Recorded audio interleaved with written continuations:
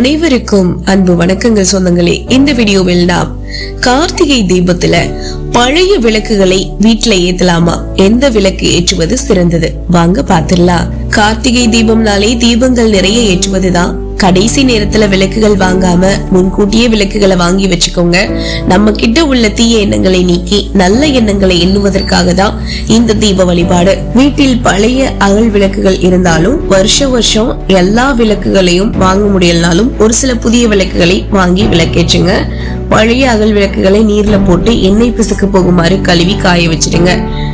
புதிய அகல் விளக்குகளை வாங்கிட்டு வந்த உடனே ஒரு பாத்திரத்துல நீர் நிரப்பி விளக்குகளை கொஞ்ச நேரமாவது போட்டு வைங்க. இதனால விளக்குகள்ல ஊற்றப்படுற எண்ணெய் கசிஞ்சிடாம இருக்கும். கொஞ்ச நேரம் கழிச்சு விளக்குகளை நல்லா தேய்ச்சி கழுவுங்க. கழுவியதை மின்விசிறி இருக்கிற இடத்துலயோ இல்லைன்னா வெயில் படுற இடத்துலயோ காய வச்சு எடுத்துக்கோங்க. காய்ந்த மண்ணகல் விளக்குகளை எடுத்து சந்தனம் குங்குமம் வைங்க. இப்படி வைக்கிறதுனால விளக்கு மங்களகரமா இருக்கும். திரி போடும் இடத்துல பொட்டு வைக்காம இடைப்பட்ட இடங்கள்ல சந்தனம் குங்குமம் வச்சுக்கோங்க. முடிஞ்சா எல்லா தீபங்களுக்கும் நெய் ஊற்றுங்க. அப்படி இல்லைன்னா காமாட்சி விளக்கு, குத்து விளக்கு போன்ற விளக்குகளுக்கு நெய் ஊற்றி தீபம் ஏற்றுவது நல்லது. முடியாதவங்க நீங்க எப்பவும் ஏத்துற எண்ணெயில ஏத்துங்க, ஒன்னும் பிரச்சனை கிடையாது. மற்ற விளக்குகளுக்கு நல்லெண்ணெய் ஊற்றி தீபம் ஏற்றலாம். சிவன் சக்தியின் அருள் கிடைக்குங்க. தீபமானது அகல் விளக்கு, காமாட்சி விளக்கு, குத்து விளக்கு, கிளியன் சட்டி அப்படின்னு பல வடிவங்கள்ல ஏற்றப்படுது. கிளியன் சட்டி அப்படின்ற களிமண்ணாலான விளக்குல பசு நெய் கொண்டு பஞ்சு திரியிட்டு விளக்கு ஏத்தணும். அம்பிகை வாசம் செய்வதாக நம்பப்படுற பசு நெய்யை தீபத்துல இடும் போது அது சிவமாகிய ஜோதியோட சேர்ந்து சிவசக்தி சொரூபமாகுது.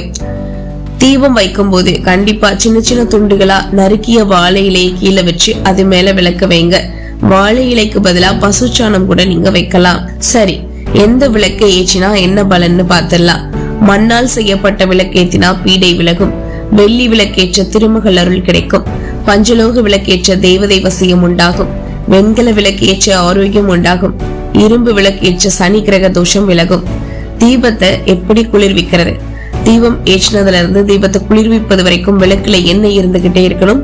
கையால வீசியோ வாயால ஊதியோ விளக்கை அணைக்கவே கூடாது. பூவை பயன்படுத்தி விளக்கை குளிர்விக்கணும். முதல் நாள் பரணி தீபத்தன்றும், அடுத்த நாள் கார்த்திகை தீபத்தன்றும், அதற்கு மறுநாளும் என 3 நாட்கள் விளக்கேற்றணும். கார்த்திகை மகாதீப நேரம் மாலை 6 மணி அப்படின்றதுனால மாலை 6 மணிக்கு தீபம் ஏற்றுவது ரொம்ப நல்லது. டிவில லைவ் எல்லாம் போடுவாங்க இல்லையா, திருவண்ணாமலையில எப்ப மகாபரணி தீபம் ஏற்றுறாங்களோ அந்த நேரத்துல, அந்த குறிப்பிட்ட நேரத்துல நம்ம வீடுகள்லயும் தீபங்களை ஏற்றுங்கன்னு சொல்லிட்டு இந்த வீடியோ நான் நிறைவு செஞ்சுக்கிறேன். இந்த வீடியோ உங்களுக்கு பயனுள்ளதா நினைச்சீங்கன்னா லைக் பண்ணுங்க, நிறைய பேருக்கு ஷேர் பண்ணுங்க. மேலும் இது போன்ற வீடியோக்களுக்கு நீங்க பண்ணுறது நம்மளுடைய சேனலை சப்ஸ்கிரைப் பண்ணி சப்போர்ட் பண்ணுங்க. மீண்டும் சந்திக்கலாம் சொந்தங்களே. நமது சந்திப்புகள் அனைத்தும் சந்தர்ப்பமாகும் பொழுது அதுவரை நன்றி, வணக்கம்.